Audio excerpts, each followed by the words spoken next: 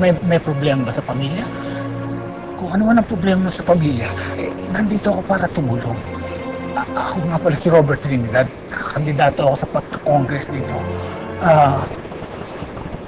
Pag ako nilagay niyo sa congress, mas lalo ako makakatulong sa inyo. Bukas magiging official candidate na ako. Magpa-file na ako sa COMELEC. Salamat sa suporta.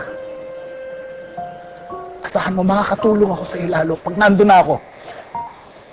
Kaya natin yan. Ay, titilo ha. Tag-misis ko.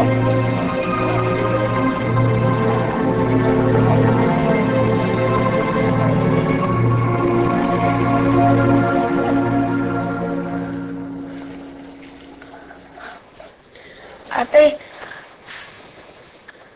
ba't ka malungkot? Wala. Dahil ba kay kuya? Alam mo ate, nakita kami ni kuya kanina. Pinuntahan niya ako dun sa school. Ano? Ito, binigay niya sa akin. Saan niya daw kinuha yan? May trabaho na daw po siya. Dun sa Talir. Mukhang okay naman si kuya ate. Pero, pag naisip ko, babalik din yun ate.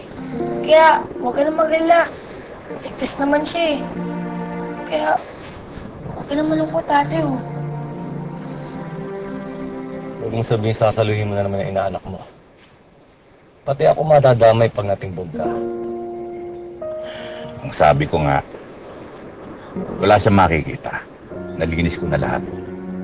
Kahit ano pa gawin ng tarantadong yun, ligtas tayo. Bayaan mo na lang siya. Bakit lagi mo pinoprotekta? Mas madadali ang buhay natin Kapag tinulong mo yun, parang anak ko na yun si Bernard. Wala akong pamilya. Sila na lang yung kapatid niya yung parang pamilya ko dito sa mundo. Huwag niyong gagalawin yan. Isa pa. Ako rin na nagturo dyan. Ba't naging ganyan yan? Tapat sa tungkulin, may prinsipyo. Kung naibahala sana yung sitwasyon, di naging proud pa ako sa kanya. Hindi ko lang alam na aabot kami sa ganito. Pati ko tataluhin niya. Alam mo balang araw, yung Bernard na yan ang magiging dahilan ng pagbaksak mo. Kaya bago pa mangyari nga, ilaglag mo na.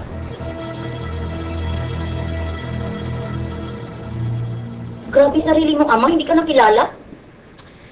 Oo nga eh.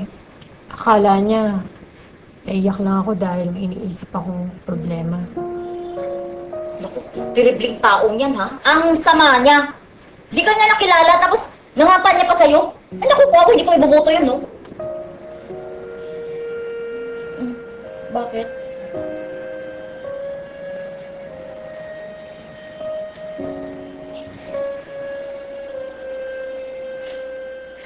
Tay! Tay, kayo lang po pwede ko takbuhan. Tay, ba? Yan, nagbigay na ako ha. Kaya umalis ka na. Tay! Alis ka na! Tay! Wala! Tay!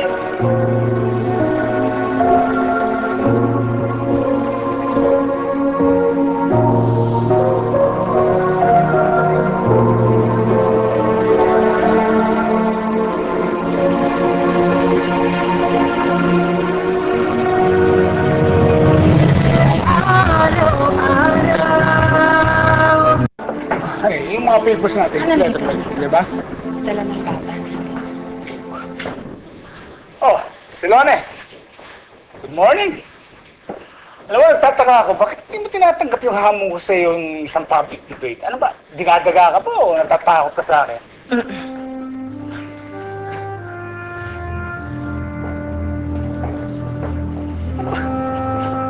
Hindi, bakit ko kaya? Ay, Nick, huwag na. Alam mo, tatalunin natin si Silones, pero huwag sa ganito.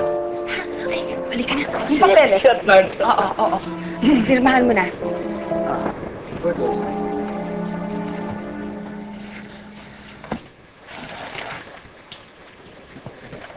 Ayaw aprobahan yung na-request mong autopsy sa bangkay ni Mang Karding.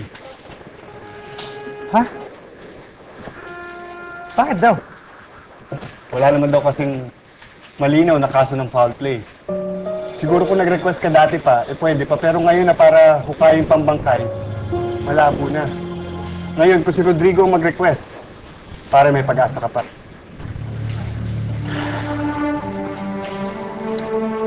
Sa tingin mo, naniniwala pa sa akin tao niya. Lahat na ipinangako ko sa kanya, wala akong natutupad eh.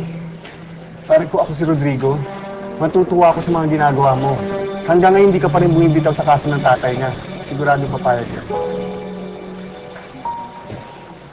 Kailangan ko siyang kausapin.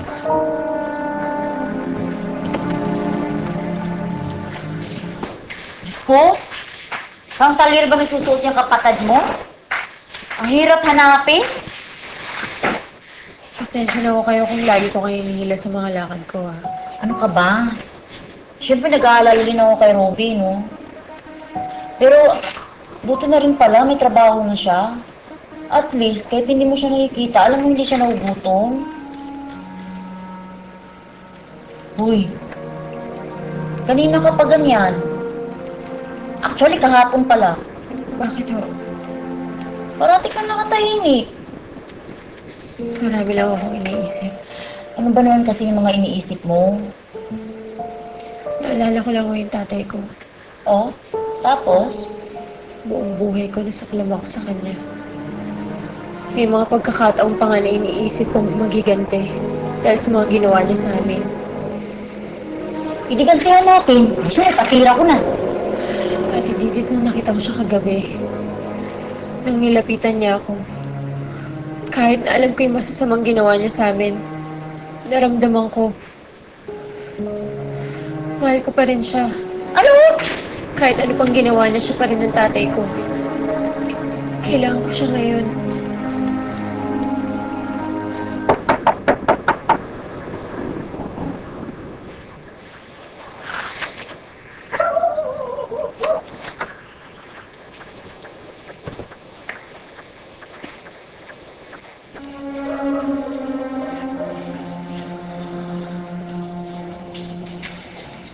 Sino po sila? Mga taga-Black Dragon Squad kami. Kailangan makausap si Rodrigo. Naku, matagal na hindi umuwi dito yon. Nung umalis, dala lahat ang gamit. Mukhang di na babalik.